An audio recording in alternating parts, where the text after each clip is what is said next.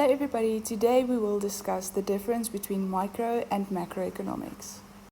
But before we start, let's first discuss what is economics. A common misconception is that economics is the study about money. This is, however, not the case. According to Lionel Robbins, economics brings into full view the conflict of choice, which is one of the permanent characteristics of human existence. Lawrence J. Peter, on the other hand, defines economics as the art to meet unlimited needs with scarce resources. When we define economics, there are 4 points which are of great importance. Firstly, economics is a social science. Secondly, economics deals with how individuals and societies make choices. Thirdly, choices need to be made by societies and individuals due to scarcity. When we talk about scarcity in economics, we are talking about the scarcity of our resources. This leads us to our final point.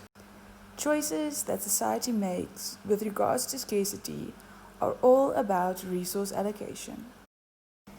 This brings us to another important point, our 3 central questions in economics.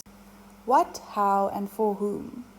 Due to the scarcity of resources, we need to choose what to produce, how we are going to produce it, and for whom. Bearing these 4 points in mind, now we can differentiate between micro and macroeconomics.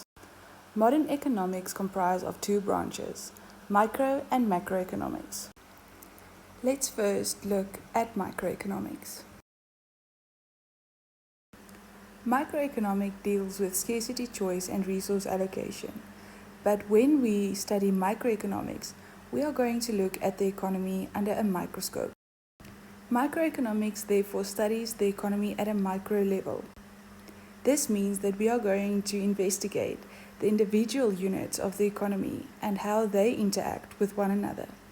In microeconomics, our 2 major players are our households and firms.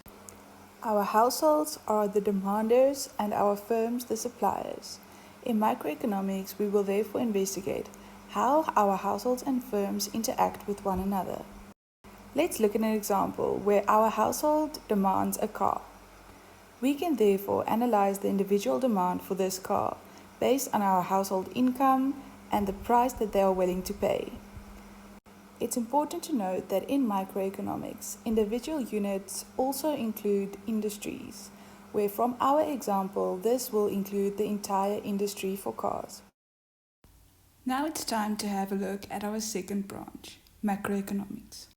As opposed to microeconomics, for macroeconomics, we are going to change our perspective and investigate the economy on a global or aggregate level.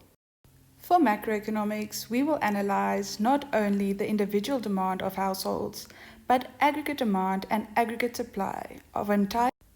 Macroeconomics is therefore a branch of modern economics, which studies the functioning of the economy as a whole. We are going to focus on aggregates rather than individual units.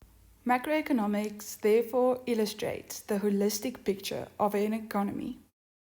Macroeconomics expands to the extent to which we can include the foreign sector. The inclusion of the foreign sector provides us an enhanced understanding of how our economy fits into the global economy. Macroeconomics enables us to analyze the economic performance. Therefore, our aggregate variables are indicators of the economy and can be analyzed by our policymakers in facilitating their decision-making. These variables include the following: our GDP, inflation, unemployment, balance of payments, our imports and exports, as well as our inequality indicators. These are all variables of great importance and used by policymakers to analyze the economy and to facilitate them in decision-making. Let's recap what we've learned today. Firstly, economics is a social science. Economics deals with scarcity, choice, and resource allocation. Secondly, modern economics comprise of two branches, namely microeconomics and macroeconomics. For microeconomics, we looked at the economy on a small scale, using a microscope.